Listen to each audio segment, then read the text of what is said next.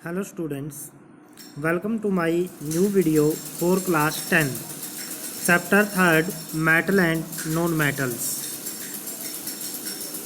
आज का हमारा टॉपिक है रिएक्शन ऑफ मेटल। किसी भी मेटल की reaction with solution of other metal salt, किसी मेटल की दूसरे मेटल के साल्ट सॉल्यूशन के साथ रिएक्शन। जैसा कि हम यहाँ पर देखते हैं, जैसे Fe कोई मेटल है, इसकी कॉपर सल्फेट के सॉल्यूशन के साथ रिएक्शन है। तो हम यहाँ पर देखते हैं कैसे होती है। मेटल की एक रिएक्टिविटी सीरीज होती है, ये देखिए, जिसके अंदर हाईली रिएक्टिव मेटल ऊपर होती है, जैसे पोटासियम, फिर उससे कम सोडियम, बेरियम, ऐसे करके जिंक, क्रोमियम, आयरन, ऐसे करते हुए फिर आएगी हाइड्रोजन और सबसे नीचे आएगी प्लेटिनम। यानी कि पोटासियम सबसे ऊपर है और प्लेटिनम सबसे नीचे है। तो इस रिएक्टिविटी सीरीज में जो जितना ऊपर है उतना ही रिएक्टिव है, तो ये ध्यान रखना है।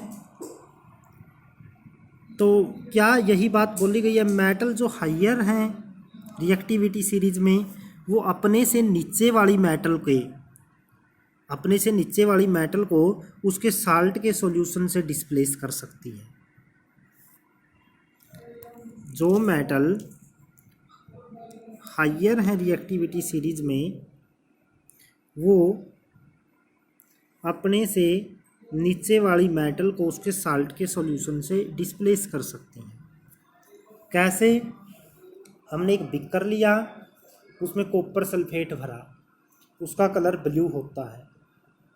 उसके अंदर एक आयरन नेल गिराई, लोहे की कील गिराई,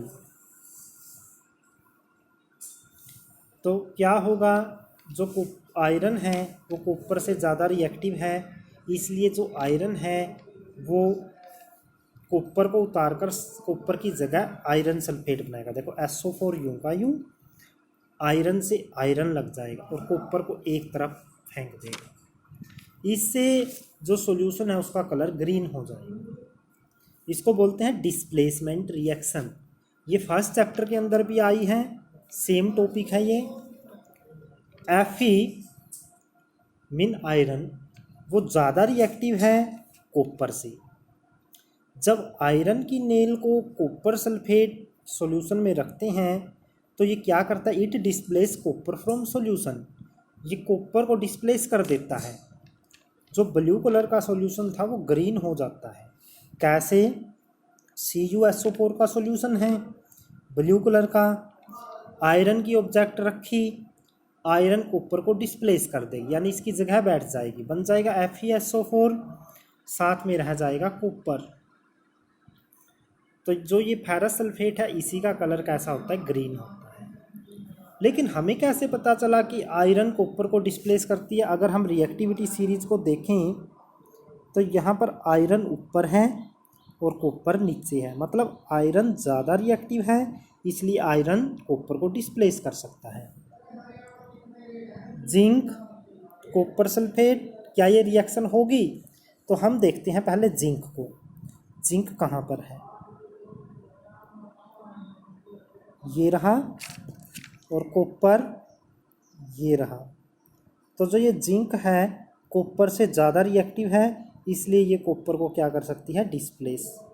Zn कॉपर सल्फेट के अंदर डाल ली जाएगी तो जिंक कॉपर सल्फेट को डिस्प्लेस कर सकती है कॉपर को, तो यहाँ Cu की जगह कौन आ जाएगा? Zn।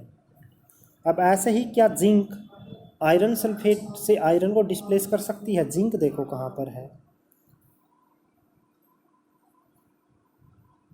ये रही जिंक, और आयरन कहाँ पर है? ये रही आयरन। यानी कौन ऊपर है? जिंक ऊपर है, यानी जिंक ज़्यादा रिएक्टिव है, तो जिंक आयरन सल्फेट से आयरन को क्या कर सकती है? डिस्प्लेस कर सकती है। क्या कॉपर जिंक को डिस्प्लेस कर सकती है? हम कॉपर देखते हैं नीचे है और जिंक ऊपर है, यानी कॉपर कम रिएक्टिव है। कॉपर क्या है? कम रिएक्टिव है। रिएक्टिविटी कम होने के कारण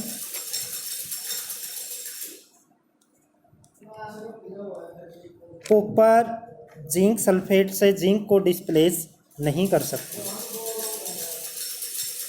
तो यानी कि क्या है, एक मेटल जो ज़्यादा रिएक्टिव है अपने से कम रिएक्टिव मेटल को उसके साल्ट के सॉल्यूशन से डिस्प्लेस कर सकती है।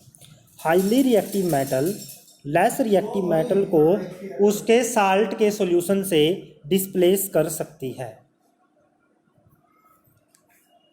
यानी रिएक्टिविटी सीरीज में जो मेटल ऊपर आएगी कम रिएक्टिव मेटल को डिस्प्लेस कर सकती है। आगे हैं chemical properties of non metals. Non metals की केमिकल प्रॉपर्टीज। हम नॉन मेटल लिखते हैं कार्बन, इसका कॉन्फ़िगरेशन है 2,4, यानी इसमें 6 इलेक्ट्रॉन होते हैं। जो इसकी न्यूक्लियस है, मैं समझाता हूँ एक बार। जैसे मान लो कहीं पर किसी चीज़ की ये न्यूक्लियस है, उसके बाद ये उसका पहला चक्कर होता है और ये उसका सेकंड चक्कर होता है। पहले चक्कर में हमेशा 2 इलेक्ट्रॉन होते हैं, दूसरे में मैक्सिमम कितने आ सकते हैं, 8। तो जो जितने प्रेजेंट है उसके उतने होते हैं। तो यहाँ पर कार्बन के अंदर कितने हैं, 2, दूसरे चक्कर में कितने हैं, 4। जो ये इसका लास्ट चक्कर है इसको बोलेंगे वैलेंस सेल, और जो इलेक्ट्रॉन है इनको बोला जाएगा वैलेंस इलेक्ट्रॉन। नाइट्रोजन के अंदर 2, 5, वैलेंस सेल में कितने इलेक्ट्रॉन है, 5, 2, 6, वैलेंस सेल में कितने इलेक्ट्रॉन है, 6। क्या होगा, in non metal also valence shell is not completely field. यानी जितनी भी ये नॉन मेटल्स हैं इनकी लास्ट सेल में कहीं भी 8 इलेक्ट्रॉन नहीं है, यानी ये कम्प्लीटली फिल्ड नहीं है। अब इनको कंप्लीट फिल करना है तो उसके लिए या तो इलेक्ट्रॉन लेने पड़ेंगे या देने पड़ेंगे। अब नाइट्रोजन का एग्जांपल लें, इसको 8 बनाने के लिए या तो 5 देने पड़ेंगे, फर्स्ट सेल में 2 रह जाएंगे, या फिर ये 3 इलेक्ट्रॉन लेगी। इसलिए नॉन मेटल्स को इलेक्ट्रॉन लेने आसान होते हैं क्योंकि लेने कम पड़ते हैं, देने ज़्यादा पड़ेंगे।